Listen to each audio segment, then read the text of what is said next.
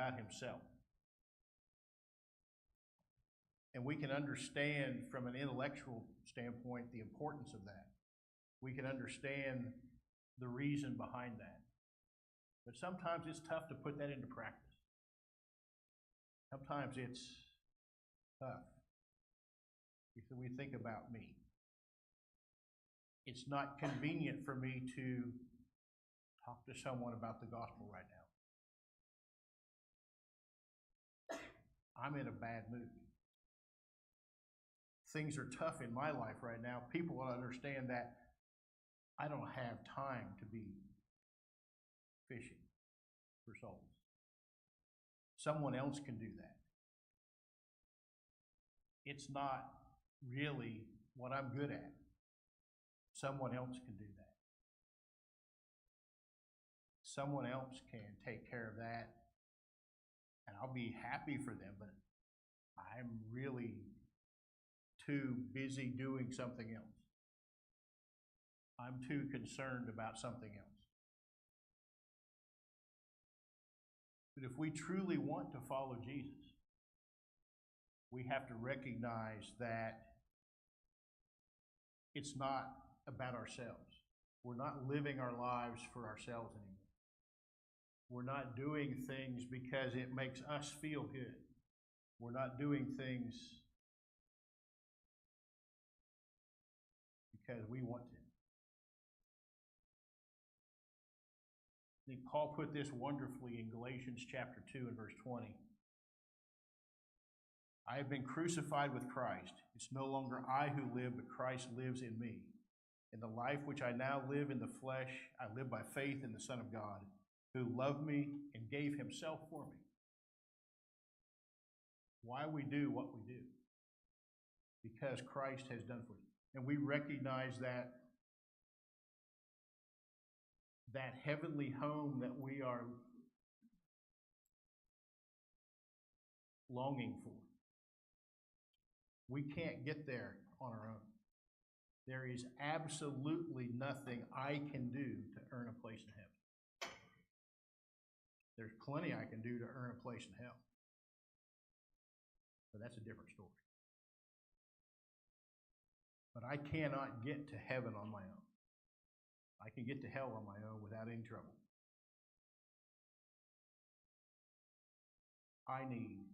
Each one of us needs a Savior. And we want to truly follow Jesus to where he has gone. I think about some of the people that have influenced me when I was very young, when I was a teenager, young adult. I suspect if you had talked to some of them then, they would have said, yeah, he's not going to turn out very well.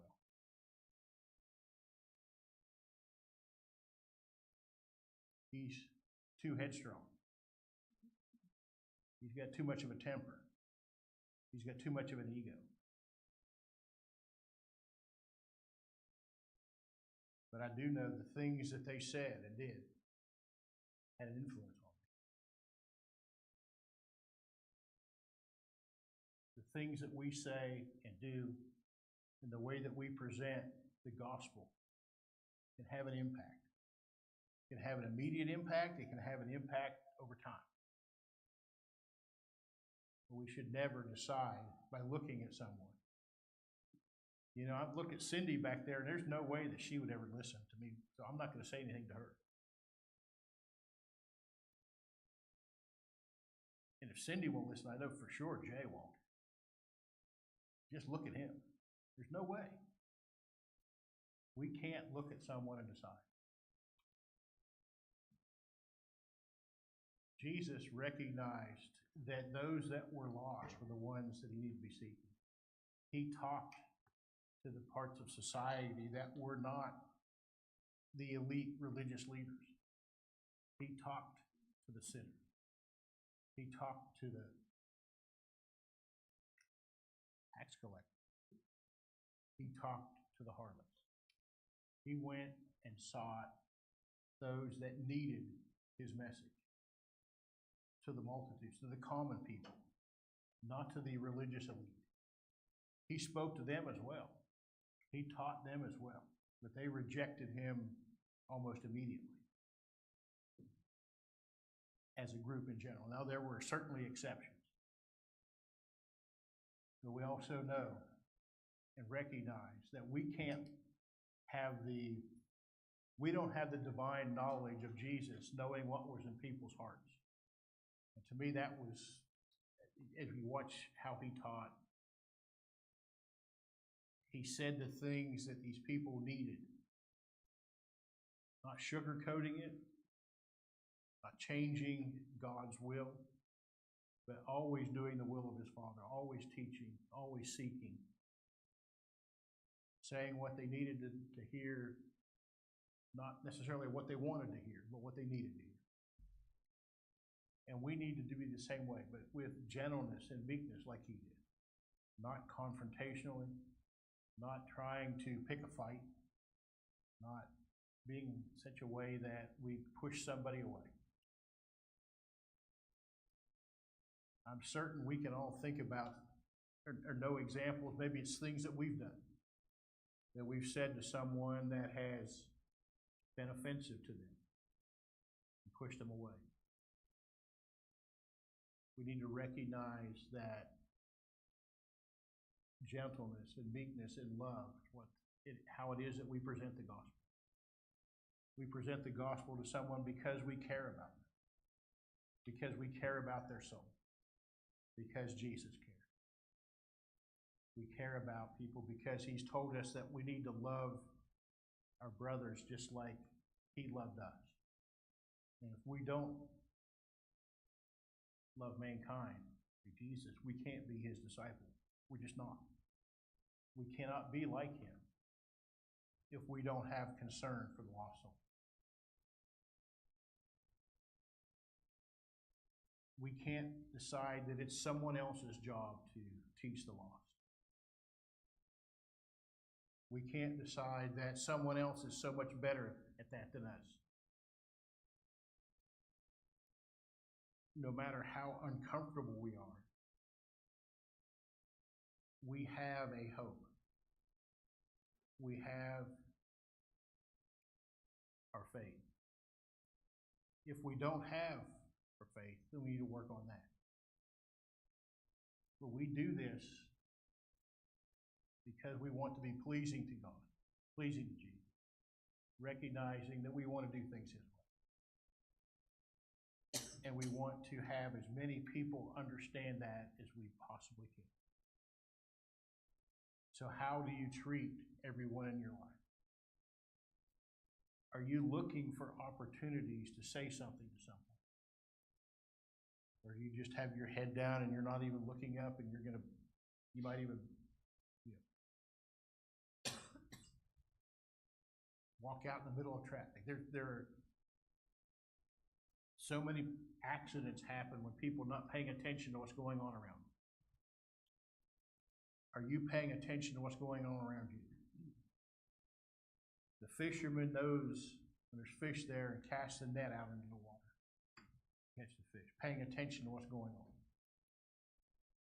Going to the places where there are fish at the right time when there's fish.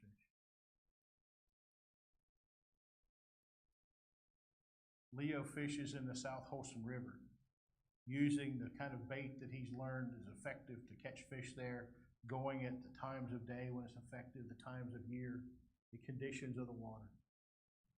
We need to pay attention to those things, but also recognize that there's always someone, as Hazel mentioned at the beginning of class, there's always someone that needs to hear the gospel. The harvest is plentiful. The laborers are few. Let's work on being the kind of laborers we need to be. I've done a lot of talking this morning, and that's it. Yes. I was converted almost 40 years ago. Started talking to my family.